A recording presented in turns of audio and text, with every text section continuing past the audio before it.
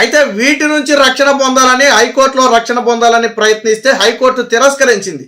తప్పు చేసిన వాడు ఎవరైనా సరే శిక్ష అనుభవించాలి. సజ్జల భార్గవరెడ్డి మీద చాలా తీవ్రమైన నేరారోపణలు ఉన్న నేపథ్యంలో మేము ముందస్తు రక్షణ కల్పించలేమని హైకోర్టు తేల్చి చెప్పింది. అంటే అక్కడే చెంపదెబ్బ తగిలింది. అక్కడతో ఆగకుండా సుప్రీంకోర్టుకి వెళ్ళారు. ఏమని? హైకోర్టు మాకు రక్షణ ఇవ్వలేదు, మీరన్నా రక్షణ ఇవ్వండి, సజ్జల భార్గవరెడ్డి మీద కేసులు కొట్టేయండి అని చెప్పి సుప్రీంకోర్టుకి వెళ్తే సుప్రీంకోర్టు అంతకంటే పెద్ద లెంపకాయ ఒకటి వేసింది. ఏమని? ఈ కేసు అంటే ఇక్కడ ఏం చెప్పింది చూడండి, తప్పు చేసిన వారు ఎంతటి వారైనా సరే పర్యవసానాలు ఎదుర్కోవాలి, దీని నుంచి తప్పించుకోలేరు. రాష్ట్ర ప్రభుత్వం దాఖలు చేసిన అఫిడవిట్లోని అంశాలను పరిశీలిస్తే ఒకవేళ అది నిజంగా సజ్జల భార్గవరెడ్డి చేసి ఉంటే ఆ వ్యక్తికి శిక్షార్హుడు, అందులో ఎటువంటి సందేహం లేదు. అయితే ఆ వ్యక్తి చేశాడా చేయించాడా లేదా అనేది తదుపరి విచారణలో తేలాల్సి ఉంది. ఇలాంటి సమయంలో ఈ కేసు విషయంలో మేమైతే జోక్యం చేసుకోలేము, కేసును కొట్టివేయటం సాధ్యపడదని చెప్పి సుప్రీంకోర్టు కుండ బద్దలు కొట్టింది. దీంతో వైసీపీ నాయకులు గొంతులో పచ్చిమిరక్కాయ పడినట్టు అయింది. సుప్రీంకోర్టును ఏదోటి చేసి మాయ చేసి మసిపూసి ఏదోటి చేసి మేము రక్షణ తెచ్చుకుందాం, ఒకసారి రక్షణ వచ్చిందంటే ఆటోమేటిక్గా అది పొడిగించుకుంటూ వెళ్ళిపోవచ్చు, మన జోలికి ఎవరు రారు అనుకున్నారు.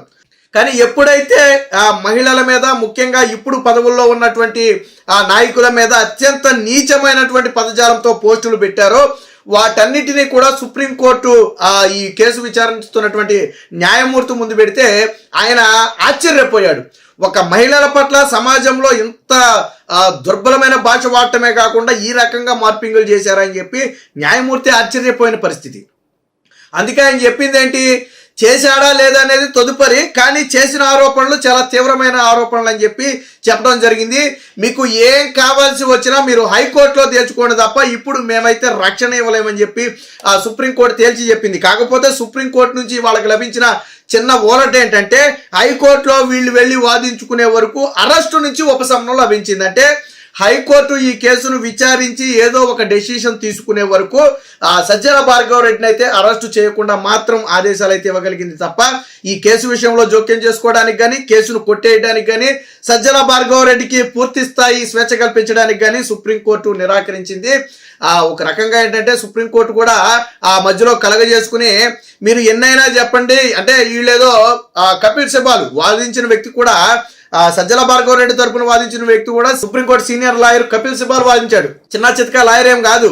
అయితే కోర్టు మధ్యలో జోక్యం చేసుకుని ఒకటే చెప్పింది, మీరు అంటే వీళ్ళు చెప్పేది ఏంటంటే ఇవన్నీ పాత కేసులు, కానీ కొత్త చట్టాల ప్రకారం వీళ్ళు కేసులు నమోదు చేశారు, ఇవన్నీ చెల్లవు అనేది వాళ్ళు చేసినటువంటి ఆరోపణ. బట్ దానికి కూడా సుప్రీంకోర్టు ఇవన్నీ హైకోర్టు చూసుకుంటుంది. కానీ చేసింది అయితే వాస్తవమే కదా, తప్పు అయితే గతంలో చేశారా ఇప్పుడు చేశారా అనేది పక్కన పెడితే తప్పు అయితే జరిగింది కదా, జరిగినట్టు వీళ్ళు ఆరోపణలు ఉన్నాయి కదా, అదైతే కాదనలేందే కదా. కాబట్టి ఎలాగ దీని నుంచి తప్పించుకుంటారు, ఎలాగ ఇప్పుడు మీకు రక్షణ కల్పిస్తుంది, ఒకవేళ సెక్షన్లు అవి కాకపోతే దానికి సంబంధించి వేరే ఉంటాయి అని సుప్రీంకోర్టు కూడా నిన్న కొంత మధ్యలో కలుగజేసుకుని అయితే చెప్పడం జరిగింది.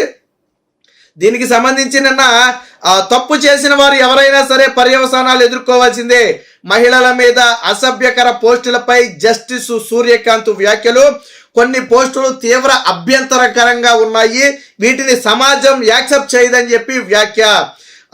బిఎన్ఎస్ కేసులు కొట్టివేయాలన్న పిటిషన్కు విముఖత, హైకోర్టుకే వెళ్లాలని సూచన, 2 వారాల పాటు అరెస్టు నుంచి తాత్కాలిక రక్షణ. అదే నేను చెప్పినట్టుగా ఒక 2 వారాల పాటు వీళ్ళు హైకోర్టుకి వెళ్ళి వాదనలు వినిపించుకోవడానికి కొంత సమయం ఇచ్చి 2 వారాల పాటు అరెస్టు నుంచి అయితే రక్షణ ఇచ్చింది తప్ప హైకోర్టుకే వెళ్ళాలని చెప్పింది. అయితే ఏదైతే నేను చెప్పినట్టుగా బిఎన్ఎస్ కేసులు అంటే పాత ఇవన్నీ వీళ్ళు చెప్పేదన్నీ కూడా ఎప్పుడో 1 ఏడాది క్రితం ఏదో చేసినటువంటి పనులు, బట్ చట్టాలు మాత్రం ఇప్పుడు లేటెస్ట్ చట్టాలను ఇంప్లిమెంట్ చేసి కేసులు నమోదు చేశారు.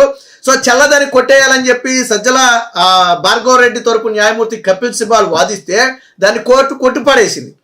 చట్టాలు వేరైనా కానీ తప్పు అయితే ఉంది కదా, సో ఈ విషయం కోర్టులోనే తేల్చుకోండి, మీరు కింద హైకోర్టు విచారించి డెసిషన్ తీసుకుంటుంది, దీని మీద డెసిషన్ తీసుకునే అర్హత హైకోర్టుకే ఉంది. ఈ సమయంలో మేమైతే జోక్యం చేసుకోలేం. బట్ వీటిని చూసిన తర్వాత ఈ రాష్ట్ర ప్రభుత్వం సమర్పించినటువంటి అఫిడవిట్ చూసిన తర్వాత మాత్రం మేము కొంత కలత చెందుతున్నాం. ఒకవేళ ఇదే నిజమైతే, వాళ్ళు చెప్పినట్టే సజ్జల భార్గవరెడ్డి ఇది చేయించి ఉంటే ఖచ్చితంగా సజ్జల భార్గవ రెడ్డి చేసింది తప్పే, శిక్షకు అర్హుడే, ఇందులో డౌటే లేదు. చేశారా లేదా అనేది తదుపరి ఆ కోర్టు విచారణలో తేలుతుందని చెప్పి వాళ్ళైతే చెప్పడం జరిగింది. మహిళలను ఎవరైనా అవమానిస్తే ఖచ్చితంగా తగిన చర్యలు తీసుకోవాలి. మాకు ఎవరిపైనా సానుభూతి లేదు. ఎవరైనా తప్పు చేస్తే తప్పకుండా అందుకు పర్యవసానాలు ఎదుర్కోవాల్సిందే.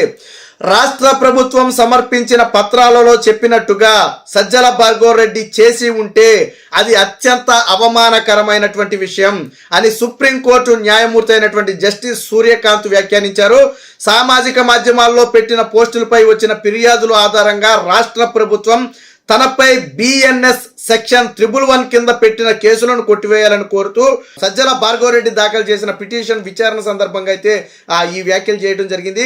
ఆయన దాఖలు చేసిన విచారణ జరపడానికి జస్టిస్ సూర్యకాంత్, జస్టిస్ ఉజ్జల్ బుయాన్ నేతృత్వంలోని ధర్మాసనం అయితే నిరాకరించింది. హైకోర్టు కంటే ఎట్టి పరిస్థితుల్లో మేము దీనిని విచారించలేమో, విచారించి ఎటువంటి నిర్ణయం మేము చెప్పలేము. ఎందుకంటే తీవ్రమైన ఆరోపణలు ఉన్నాయి కాబట్టి, ఆల్రెడీ ఈ కేసు హైకోర్టులో ఉంది కాబట్టి హైకోర్టులోనే మీరు తేల్చుకోండి. అంతవరకు ఒక 2 వారాల పాటు అరెస్టు నుంచి మాత్రం మినహాయింపు లభిస్తుంది తప్ప అంతకు మించి మేమైతే ఏమీ వ్యాఖ్యానించలేమని చెప్పింది. ఇంకో మాట కూడా చెప్పింది.